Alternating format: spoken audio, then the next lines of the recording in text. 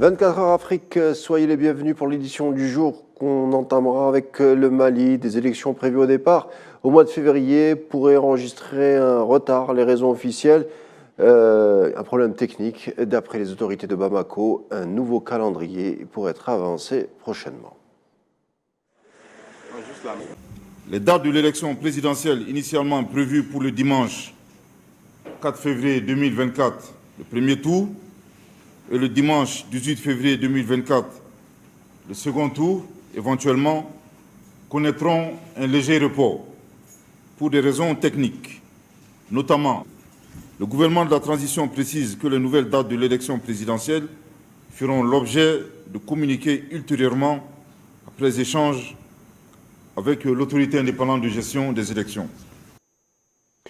Le contingent français de 1500 hommes stationnés au Niger, officiellement en partance, décision rendue par le président français Emmanuel Macron. Le retrait des troupes pourrait se poursuivre jusqu'à la fin de l'année.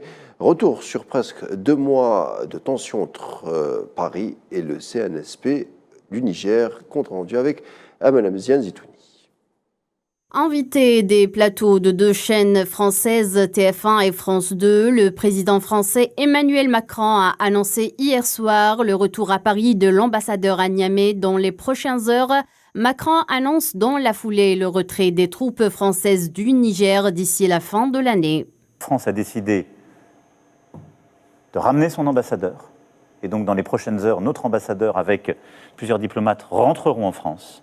À l'issue d'un bras de fer de 2 mois avec les militaires au pouvoir, Emmanuel Macron a fini par mettre fin à une situation intenable. Ce retrait des 1500 militaires français basés au Niger était, avant le coup d'État du 26 juillet dernier, l'un des derniers alliés de Paris au Sahel.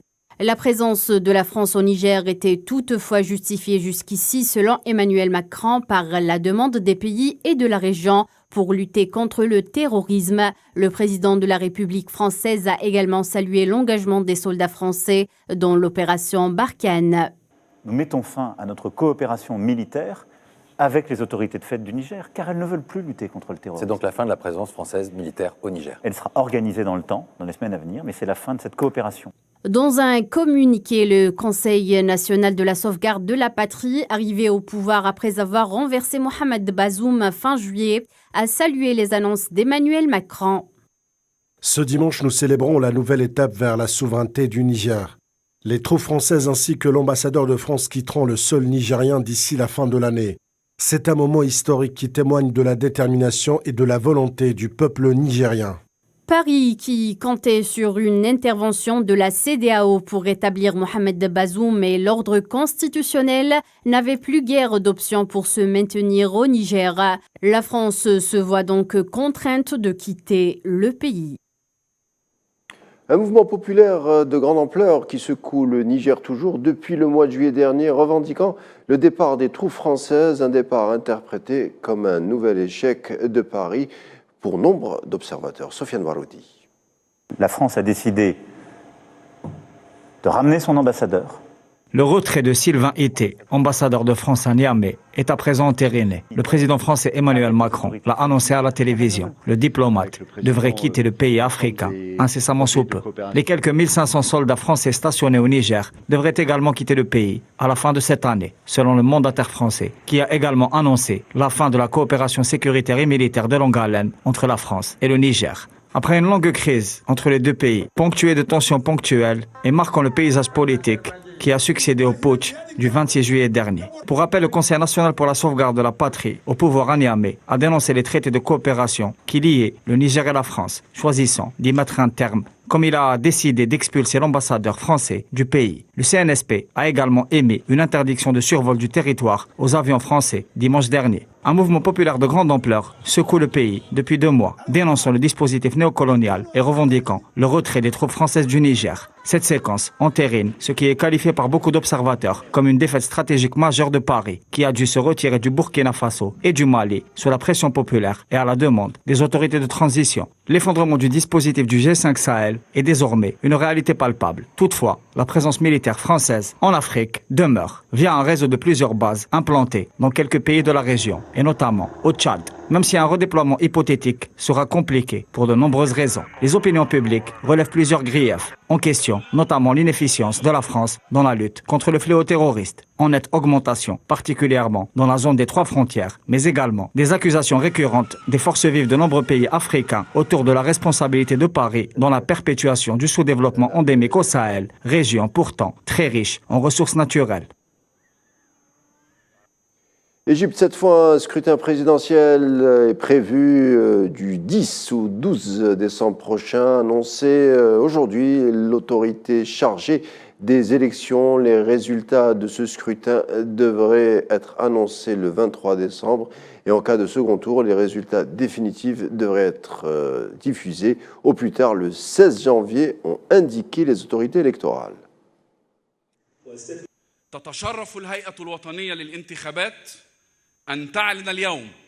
L'autorité électorale nationale a l'honneur d'annoncer aujourd'hui l'ouverture des candidatures à un nouveau mandat présidentiel d'une durée de 6 ans, conformément aux mesures et procédures proposées par la décision de l'autorité, en fonction des articles de la Constitution et de la loi qui organisent ce processus et assurent sa transparence. Les candidatures sont reçues quotidiennement de 9h à 17h pendant la période du 5 octobre au 14 octobre 2023. La liste préliminaire des candidats et le nombre de personnes ayant soutenu leur candidature pour chaque candidat seront publié dans les journaux Al-Akhbar et Al-Gumhuriya le 16 octobre 2023.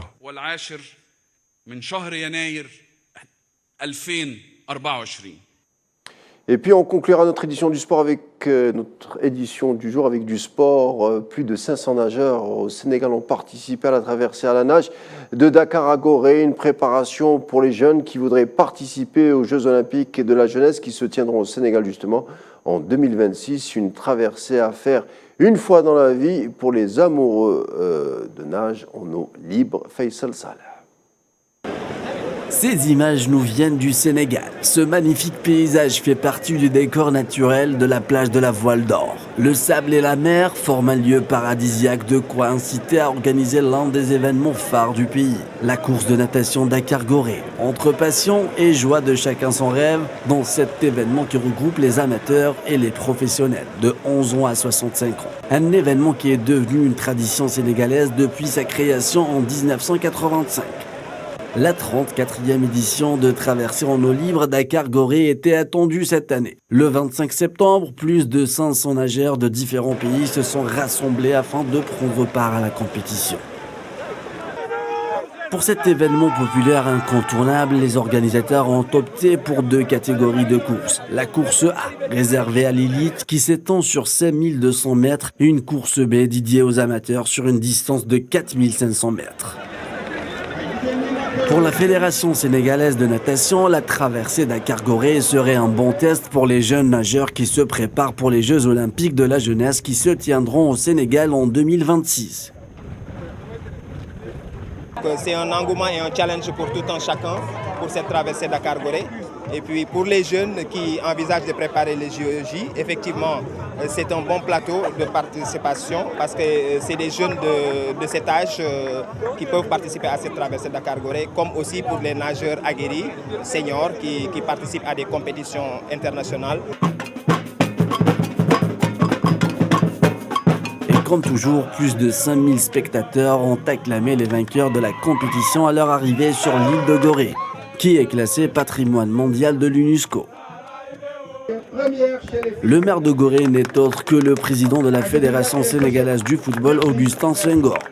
Ce dernier a décerné les trophées aux vainqueurs. La traversée Dakar-Gorée n'est pas qu'un simple événement ou une simple compétition, mais une expérience inoubliable où chaque participant aura de quoi raconter à l'avenir. La traversée Dakar-Gorée, la traversée à faire pour les amoureux de nage en eau libre. Voilà qui termine notre édition du jour. Merci de l'avoir suivi. Je vous laisse avec la page météo et en vous souhaitant une agréable soirée.